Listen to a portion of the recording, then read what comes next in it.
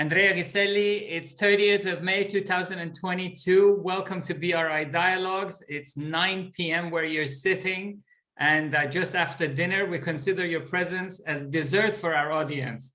Let me start with a simple question. Are we seeing China moving from, non-interference to some interference? And is there a shift in policy as interests of China expand and become more strategic?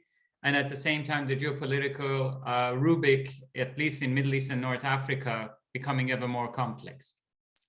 So again, first of all, thanks to you, Ali and Anush, for the great invitation. Again, I know many speakers that talked before me, and they're all excellent scholars.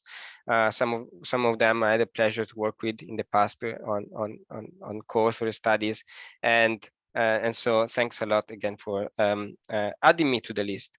It's a pleasure to share some of my knowledge and insights with your audience. So tough questions right away. I think we have been in a kind of moment of uncertainty or possible change for quite a while in how China thinks about its no interference policy, or at least how it thinks about the protection of its interest overseas and what that means for its relations with other countries. It's a debate that started a long time ago, more than 10 years ago, actually, right? Late 2000, with, again, terms like creative intervention and similar terms floating in the debate in Beijing with scholars like Wang Zhou, for example.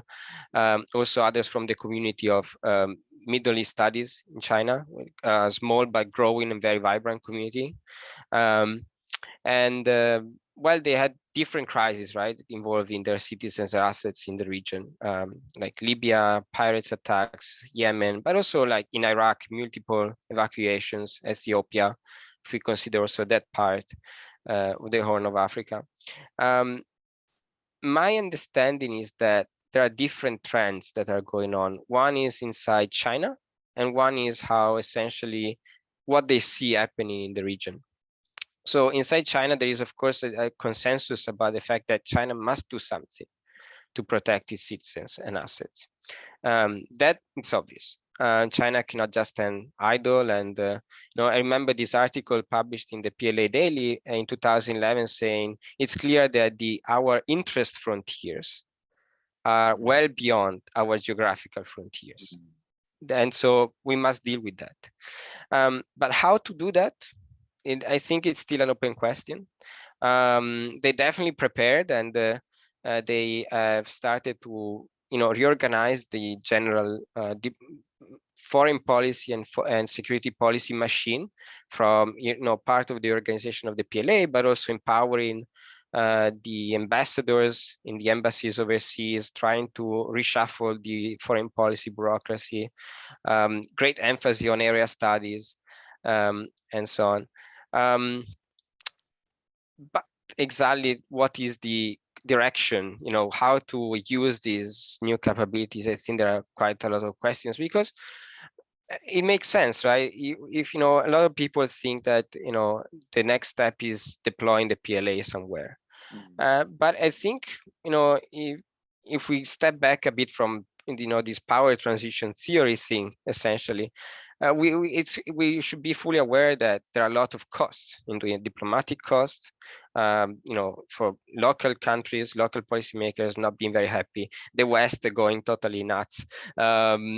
Also, possible casualties if some soldier is killed or something, or there's a failed, rescue operation.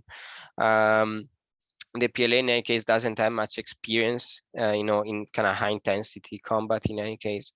And so that's on the one hand. At the same time, truth be told, yes, Libya was a big crisis, definitely a turning point.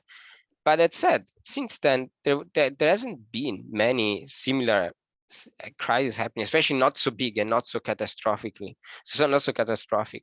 I mean, Yemen was a success in the evacuation. Many evacuations took place afterwards, with thousands of Chinese nationals being evacuated thanks to cooperation with local authorities. Think about Iraq, with the Chinese embassy in Baghdad cooperating with the Iraqi armed forces, and evacuating, I think, 1,400 Chinese nationals with armored vehicles. Ethiopia, very similar, with a few, I think 600, 700 Chinese nationals. So actually quite a successful, whereas the use of the PLAs, has a lot of costs and concerns associated with that. Diplomatic cooperation actually has been working pretty well, honestly. Very little costs, very consistent with China's own approach that, it's better to cooperate with local policymakers rather than interfering or intervening. It's part of our general narrative of helping these countries to develop capabilities. Is part of the development narrative, right? So it fits perfectly. And so I think, of course, this is something, I'm not saying that the PLA will never be involved, but I think in Beijing, they're pretty happy about the current situation. Wouldn't be able to really think about a real trigger at this point, unless there is another big crisis. So this is how China look at that. As to what China looks and what China sees in the region, and this part of the work that, of course, with Mohammed Al-Sudairi and more in general with Professor Rico Fardella and the ChinaMed project, we track the narrative, regional narrative and Chinese narrative on the region. It's very interesting to see that in recent years, they've been, of course, Chinese scholars have been very critical of the Trump administration. But since then, especially the past few years, they especially recently, they kind of become surprisingly optimistic in saying this, slowly decreasing engagement of the United States in the region, which has always been seen as the main cause for instability in the region. Also, Russia, somehow managed to further undermine American influence in the region. And at the same time, they look very positively, the warming up of the relations between Arab countries and Israel, for example. So actually, the Abraham Accords turned out into something quite positively seen by China. They say, of course, we should not forget the Israeli-Palestinian conflict. That should not be marginalized. But that said, in the broader picture, what's happening is quite positive. Also, they see Turkey's trying to warm up again the relation that can in the same picture. So they see a kind of suddenly, no, not suddenly, but slowly the different pieces of the region falling into place. A region more cooperative, less engaged in regional rivalries. And so something that goes toward the direction of what they say, Middle East for Middle Eastern, owned and managed by Middle Eastern people. Of course, they're fully aware that it will take a long time. There can be setback, challenges, and so far and so on. But these different things. It seems to me that all the urgency of the early 2010s is somehow slowed down. I think there are in this, especially with growing rivalry, increasing rivalry with the United States, the appetite for and the resources for regions outside Asia has also decreased. So a mix of limited resources, quite relative success of existing policies, seeing that in any case the region is somehow going where they hope they should go despite all the challenges. I think for the moment, definitely we are not going to a direction of deep intervention. Definitely a growing cooperation with governments in the region, because they are natural partners, and it's China has an incumbent bias. So it doesn't matter you're king, sheikh, elected president, doesn't really matter as long as you are somehow incumbent in the government, and you are a partner that they can say, look, we treat only with legal representatives, and we respect sovereignty and the domestic affairs and so on. And so as long as they can do that, and they do not see significant existential threats to their interest, I think they're pretty happy to let things go in that direction. Thank you. And Andrea, there's a couple of questions following on from Ali's opening shot. One is, so where do you sit on the spectrum of tensions, where on the one hand, you intimated there is rivalry with the US playing out in the region. On the other hand, there is also the view that you also alluded to earlier, that actually as the US's presence is relatively lower visible, has lower visibility, that takes the tension out of China's concerns, that ironically, the lower profile the Americans take in the region, the easier it is for stability to reign in the region, but also easier for China to manage its steadily rising relations. That, are you saying that actually all that Beijing and Washington have to do is understand this reality, and then there will be China's peaceful rise and America's stable relations going forth to the benefit of all concerned? That's the first question. Okay, I go with the first. Yeah. Why don't you answer that one, and then I'll come in with the second. Okay.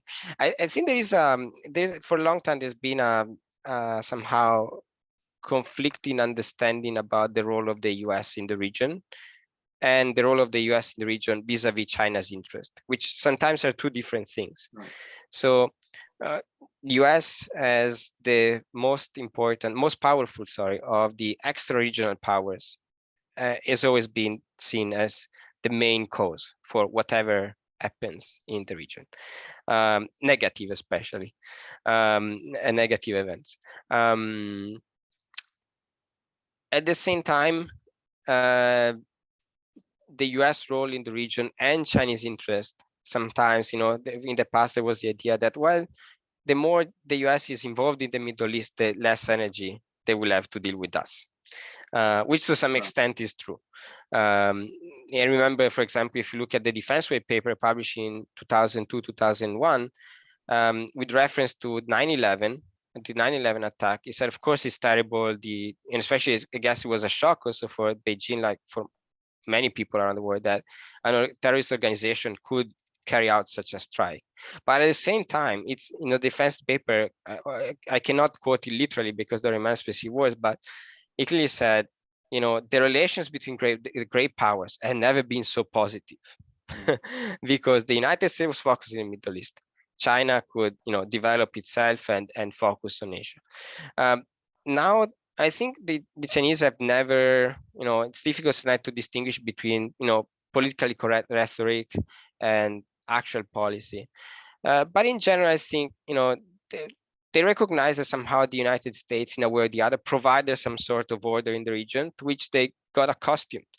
And they're aware that as the American-led order in the Middle East somehow fades away, there's going to be instability. And definitely there's no other power, including China, that is capable, or in the case of China, willing at least to really take the place of the United States.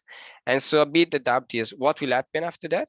And at the same time, the fact that the United States is going to play a somehow less direct role does not mean that it's going to disappear. Every Chinese scholar says the United States will remain the most powerful country in the region in any case. Given things, given how things have been going with Trump and now Biden, there is no, let's say, illusion that the Middle East will not be another arena of competition with China, which to me it doesn't look like China welcome in any way, because again, their focus is on Asia. And so I think there's the fear that the Middle East will be used somehow to hit Chinese interest in the region or outside. Yeah. So of course, for them, the best would be, the United States will remain there, but a region managed by its own people, with the United Nations playing a key role, which is also, of course, a key platform for Chinese diplomacy. That would be the best for everyone. And this includes not only the Americans should understand, but also the Russians, although that said a bit lower. But the point is the United Nations must retain its central role in the region and cooperate with regional leaders. Sorry, you want to come in?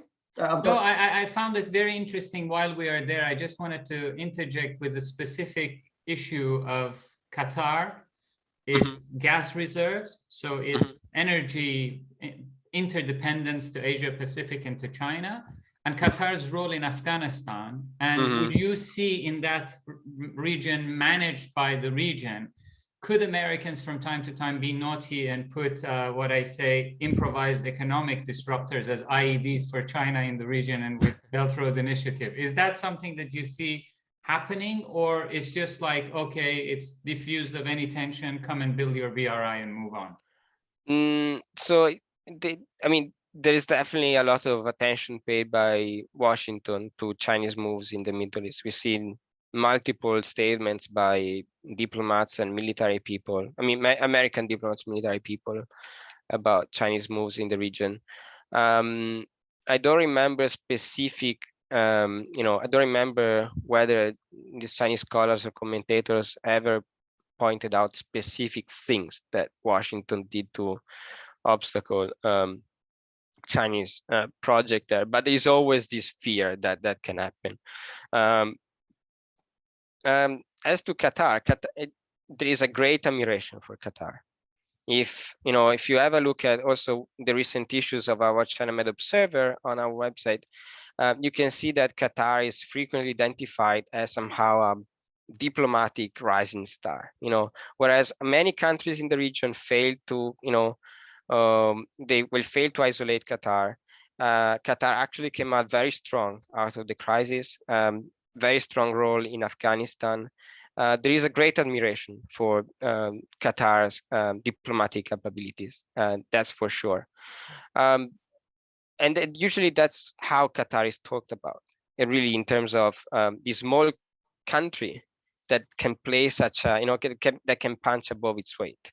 That's something that is, I would say, it's almost a consensus as far as as far as I can read what it's written in China. Energy, of course, it remains the pillar of Sino-Middle Eastern relations. Of course, now I would think that somehow the relationship sometimes depend. Sometimes China is more dependent, sometimes the region more dependent. I think this is kind of a true case of complex interdependence, but complex in the sense that it's difficult to understand who's more exposed to whom, because depends on the prices, depends on China, the development of Chinese economy, and so it really depends. But it remains very important. I would want to point out here that a few years ago, my friend Mohammed Al-Sudairi, in a piece that he wrote, he mentioned, kind of speculating somehow at the conclusion of his piece, what would happen when the day that energy is not the pillar of Sino-Middle East relationship anymore? That would be very interesting. And I think this is something also Chinese analysts are aware of in a way or the other, especially when oil prices go down. The question is, what will these countries do given their dependence on oil revenues? And also for us, what happened? Will we still be so interested in those countries once energy is not that important anymore? Maybe not in this drastic term, but there are considerations about that. And usually the solutions to that, is mentioned is, try to shift to maybe renewable energies, cooperation in renewable energies, high tech. And a colleague at Fudan, Jan Chuchu, wrote a piece on infrastructure diplomacy, and also this kind of attempt also to shift from labor to kind of knowledge intensive infrastructure as something that can, I don't think you can say substitute energy, also because oil, unfortunately, I have to say, will remain for us for still a while. But at least to try, expand the role of non-oil based cooperation. That's something that remained very important. I think this is really sound analysis, Andrea. A couple of observations before I get to what was going to be my second question. One, of course, is China is fully aware that energy will become in the medium term a declining part of their partnership with West Asia and North Africa, and obviously BRI then becomes a much greater feature of that, I suspect, and renewables and technologies are going to come and play a role in that. And what is ironic, of course, is that the West would also like to see the same thing happen.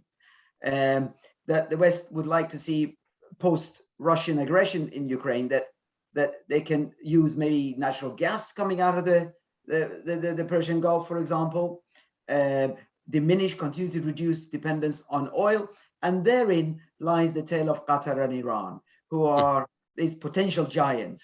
Interesting. Your analysis of China's approach to Qatar is carbon copy of the United States' analysis of Qatar as well. They both see Qatar as a little tiger, which is got this means for survival, but also for prosperity.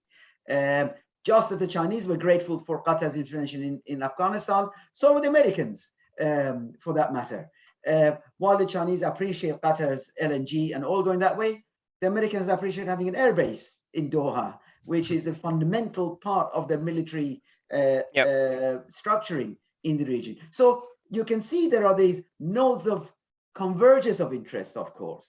Iran is a divider, obviously, and later on I would love to hear your views on the Sino-Iranian relations. But going back to the initial issue about the military in China and the answers you gave to Ali's opening question, let's move away from the region and go a bit closer to where China's interests are profound, and that is Pakistan, and then the Chinese-Pakistan economic corridor, where there is clearly evidence of agitation by local actors in Pakistan against China and China's interests, and which led to bloodshed and destruction of property and so on.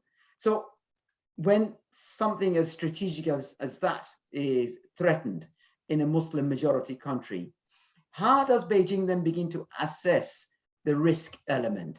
And does the PLA then become a feature of the analysis and policy making and delivery, or what? What happens in a crisis, in other words, Andrea? So the premise is that it's pure speculation because it remains a black box, regardless of where one is geographically located. Pakistan's and also, I'm not Pakistan expert so I just only can say what I think. I mean, how China approaches, how I think China approaches those issues. So that said, the Pakistani case is a very particular one because, as you said, I mean, there've been numerous cases of Chinese nationals attacked or killed, project disrupted. That happened for many years now. And I would not be surprised if there's quite a lot of frustration and anger in Beijing about this. And sometimes we see, I think in the past, it was Hu Xijin, the former editor of Global Times, and I think either on the Global Times itself or Twitter or Weibo, I don't remember, saying we should send our special forces and rockets and so far and so on. That hasn't happened. At least there's no news that happened. I think it will not happen, at least unlikely. And there is different reasons. And I think the most important one is Pakistan's role historically in Chinese diplomacy, but especially in the relations with India and then Afghanistan. In a way, you cannot push it too much, especially if you pay, if it's such an important actor in your foreign policy. You cannot just push them, and intervene, being seen as intervene in their affairs overtly, at least. And I think that's something that I would expect Chinese policymakers to be aware of. And I will not be surprised if at the end of the day, strategic interest with the Pakistan and India somehow push all the urgency for more forceful intervention somehow to go down. Pakistan has created special kind of police forces or paramilitary forces to protect Chinese projects. I think Chinese media reported that also the Chinese side sent some teams of, I think police or something like this, to Pakistan in the aftermath of the recent accidents, which makes total sense given the anti-terrorism law that was approved in 2015, if I remember correctly, and that revised in 2018, which explicitly says that Chinese Ministry of Foreign Affairs and Public Security can send their own officers to investigate cases in which Chinese nationals are attacked, and this perfectly falls into that category. So I believe that they will be extremely careful with anything related to Pakistan, especially being seen by Pakistani policymakers, especially as we just had another power transition. Relations with India remain very tense, despite the recent visit made by State Councillor Wang Yi to Delhi. So I think they will be very careful, and I do not think we will see significant development in terms of China's. I mean, you know, this is the kind of prediction that then turn out wrong. But I do not think that happened, and this is specifically about Pakistan, really. Such an important role that I think they do not see the value, you know, the cost, you know, made a cost benefit assessment, the value of being more forceful. I'm sure that in closed door they say, you do protect our people, you must protect them, but that remains in that situation because it's the best thing for everyone. Very interesting. A quick question for you, Andrea. Infrastructure diplomacy, a term you just used, and you've referred in the past to peace through development. My key question to you is that given the inflationary problems and the complexities in the global economy, do you see not a Marshall Plan, but maybe a Confucius Plan that China would come and start rebuilding Libya, Syria, you know, Iraq? And is this something that could be turned into a trump card for China and say, well, BRI is a live project running on its own, but we come through peace through development? And if there is I would say a long tail from that into the, you know, peace process between Israel and Palestine in light of Abraham Accords and the traditional support of China for Palestine, to say, guys, at the end of the day, it comes to economic development, we're going to pick up the bill, because if there is stability in this part, we have access to the Mediterranean gas as well, although it's geared to Italy and to Europe. But is there a room for infrastructure diplomacy and peace through development, particularly for war-torn countries, and China picking that up? I think the short answer is no. And the reason being that Libya was a disaster. They lost 18 billion contracts plus, I think, 1.2 or 1.8 billion of assets like machines, warehouses, and so on. And Chinese presence there has basically remained close to zero since 2011. Syria is usually described as another Libya, which is not a really positive comparison. If you read what Chinese companies write about Syria, they say it's a disaster, and that's because, there are American sanctions, the economy is destroyed, the market is, Syria's never been really important for China economically. Not even diplomatically, really. But, you know, since we talk about infrastructure, Libya, I think Libya somehow disappeared from the Chinese debate, but the reason I think is that it's simply too complicated. They do not really see any, you know, short term, any kind of end to the chaos in Libya in the short term, or North Africa, really. So I don't think countries like Syria and Libya will become major, you know, receivers of Chinese investments. It's something that, for example, the Syrian government tried to push to publicize, and that's something that a few years ago it was really popular in the media. Mohammed and I wrote about this, you know, and this was at least for Syria, but Iraq is a bit different story. There is this kind of oil for reconstruction agreement that's been going on for a while, although, you know, we've been tracking Iraqi media, And one month you read, oh, the agreement is going on. Another month you read, the agreement never started. And then, you know, it really depends on who in the Iraqi political landscape is writing or talking, and they will see different things. And they say, oh, we already kind of have a list of 1,000 projects for, you know, earmarked for Chinese funds. And then you will read that, while, you know, a strong criticism of the fact that the Iraqi government essentially stole all the money that were given, you know, by China in exchange for oil.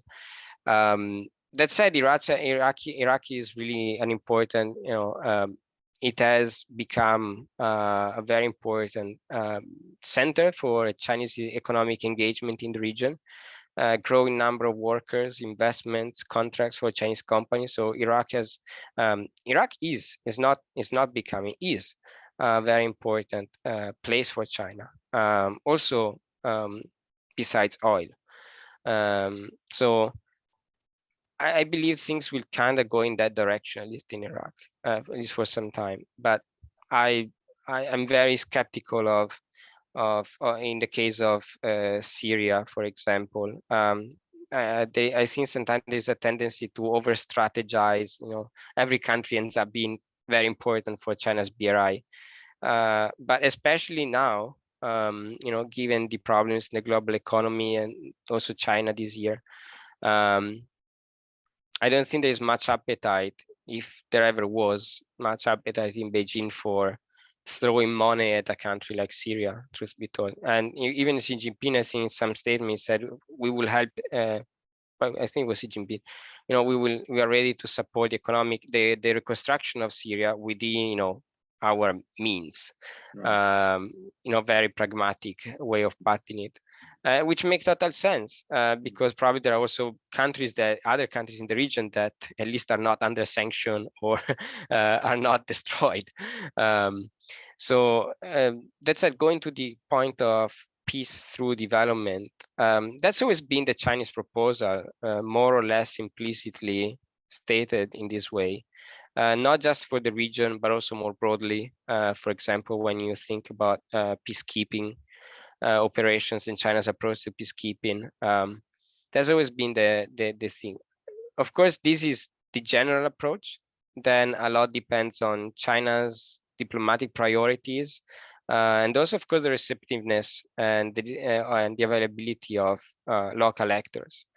In the case, of course, of Israel and the Palestinians, it's it's very difficult to really start building or proposing anything. I mean, the United States, should have potentially has much more influence on Israel than China has, and the situation in Israel with the Palestinians has remained the same, if not worsened.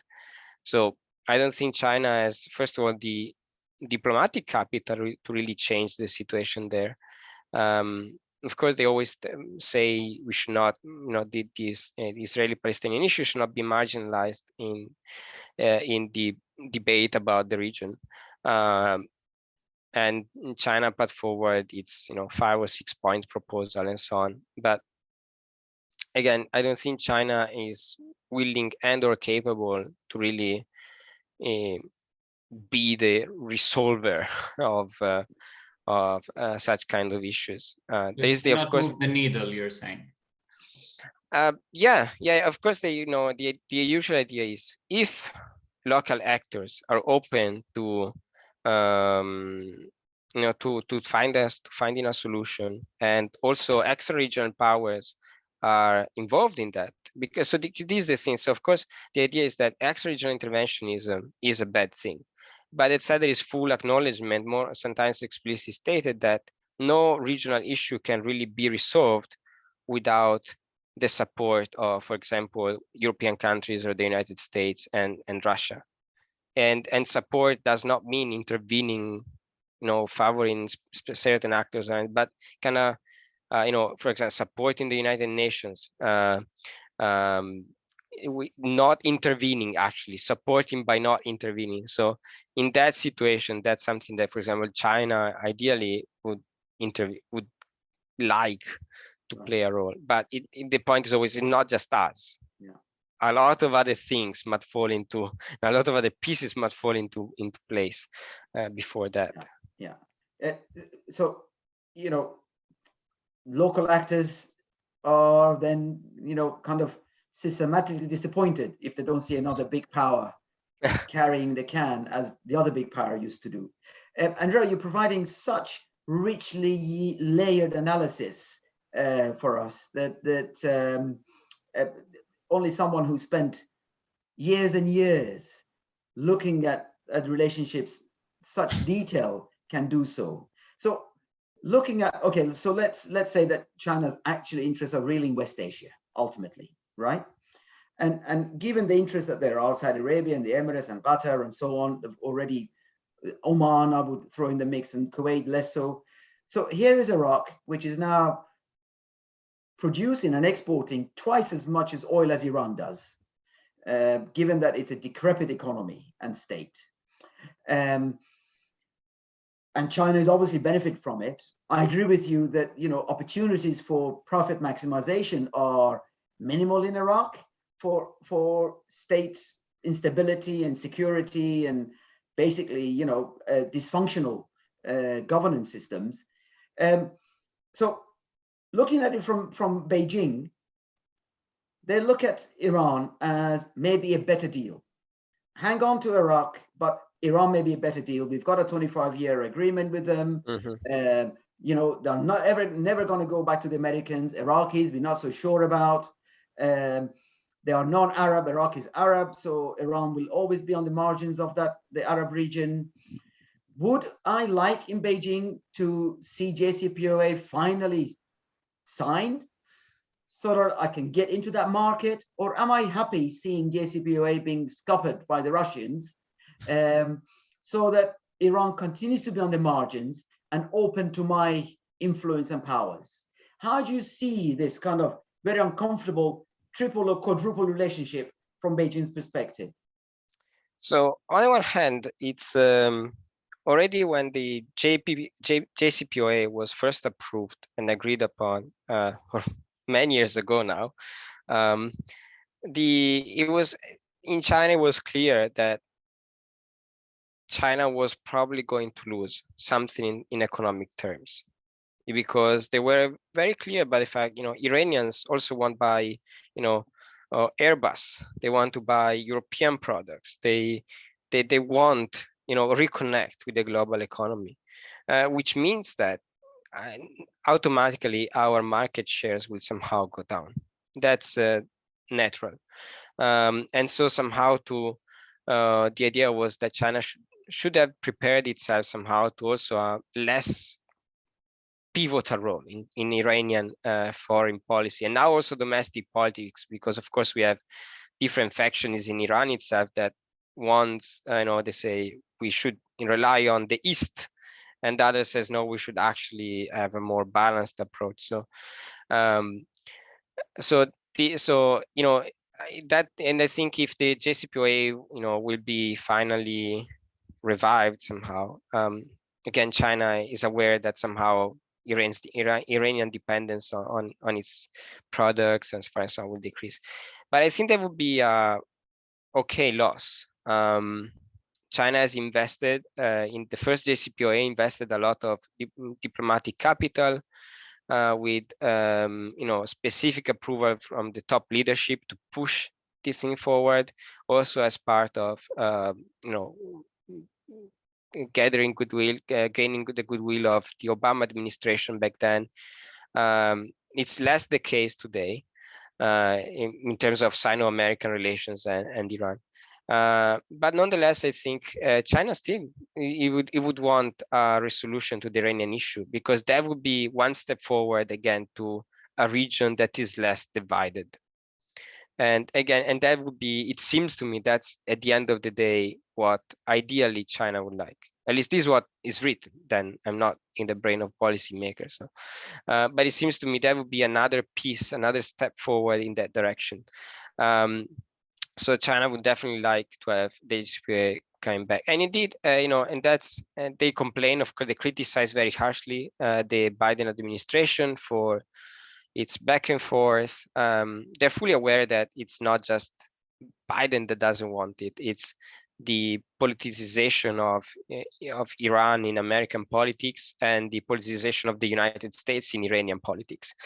So they know that it's a very tough deal for both sides to sell domestically. But the United States, since it dropped in the first place, it's the country to blame in the first place. It seems to me that they didn't really appreciate Russia's role since the breaking out of the war in Ukraine. The idea that there should be some sort of exceptions to the sanctions against Iran and to allow the trade between Russia and Iran, which of course was seen as something merely done to kind of disrupt the process pretty much. And again, this was something that China I don't believe they particularly appreciate. Of course, the criticism was much softer, more veiled, but it was there. I mean, they cannot say that that move helped the process. That's factually wrong. But altogether, again, I think they would like to see this happening. Also because it would mean, it would kind of prove Chinese wisdom at the end of the day. With the JCPOA, an agreement that China, of course, together with the other partners, work for, and that the United States was wrong. The United States it has to admit that it was wrong, and that JCPOA has revived. And with that, somehow, kind of a diplomatic victory at the end of the day. Then in the region, of course, this kind of war somehow warming up of the relation between Iran and Saudi Arabia is very good from Beijing perspective. So I think overall the possible economic losses would be fine. And also my impression, and another Daniel Markey at SAS at Johns Hopkins wrote an excellent book last year, and there's one chapter dedicated to Iran. I think he describes very well how China has become a political issue in Iran, and I do not think when Chinese media write something like regional actors should not play the China card. I think there is something very true in that. They do not want to become the wedge issue in the domestic debates of this kind. They don't want to be so strongly connected with certain factions rather than the others. And this because, of course, it's good for diplomatic flexibility. It's good also in if there is a change of leadership, but also at the regional level, not to be too strongly connected with certain leaders. And so somehow China becoming a bit less important for Iran and in Iran, I think something that Beijing would not really would not be displeased by that in general. Very interesting. I have a quick question for you. You talk about diplomatic capital, and something that throughout my observations I've come across is that every time there's an election in US and there are some champions for funding and all of that, after that many of them find themselves a nice ambassadorial role over into some major capitals, whereas China's approach is very different. Can you shed some light on the quality of the people who are running in foreign policy in China, comparing that, you're the CEO of this company and here you go to Rome or to, I don't know, to London, have fun, so how is this craft being developed over there? And is there a pattern of consistency in the way China is approaching this diplomatic capital? There is. So the background is that China has a very strong tradition of diplomat interpreters, meaning diplomats with very strong language training in the first place. It's different, for example, in Italy, in which most of the diplomats, for example, are lawyers, or maybe in the US you have political appointees and so on. In China, there's always been a very strong focus on language, and then additional training is added through the selection process and on-the-job training, and so far and so on. That started to change in recent years, but it's the language part is very strong, and these might seem a minor thing, oh, they speak fancy languages, but that actually means that they, in the broader picture, in the bureaucracy, that means that if you speak Arabic, for example, you are definitely going to work in the Middle East for all your career. Or if you speak Farsi or French might happen, maybe you're going, of course, you're going to France probably at a certain point, but probably also Algeria or Morocco. But this means that for some regions, such as the Middle East, I think it would be fairly correct to say, right, that you have a group of true regional experts. And this is because, they spend, in my book, I have also some numbers about it, but I remember like at least more than maybe 60–70% of them, they spend all their career in the region. And when they're not in the region, they're in the West Asia and North African Affairs department of the MFA. So they're constantly back and forth, either in the region, where they, of course, as they move up through, let's say, charge d'affaires or and so far and so on, until they're ambassador, they have the opportunity to develop networks, know the region better, and so on. Sometimes they stay always in the same 2 or 3 countries, sometimes visit more. And then when they go back to Beijing, they're very close to, they're up to date. And at the same time, they can transfer knowledge about what they saw in the region. And so, also talking with other people that, they're from the region or they live in the region, they all say, usually Chinese ambassadors are excellent, very well prepared, speaks fluently the language, very good professionals, always, ready. And so I think that's very important. And especially, again, it's something I think is quite particular for the Middle East. If you compare, Chinese ambassadors in Europe, you'll see most of them are not from the European Affairs Department of the MFA, or they have very little experience with the region. And that makes sense, because at the end of the day in Europe, speak English, French, German, you more or less are fine. And also, probably there's a bit less, need for kind of strong local knowledge to figure out what's going on. Whereas that's not the same in West Asia or the Middle East. So I think on that China's been working a lot, to better, to improve its sight in the region, to understand what's going on. That's fascinating. As you were speaking, Andrea, of course, I was thinking about the way in which China has been unfolding the BRI, where, they've set up these BRI cultural and linguistic training centers, research centers, right across, particularly in Urumqi and so on, where they are deliberately preparing people who work along the BRI to be able to interact with customs and languages of local peoples.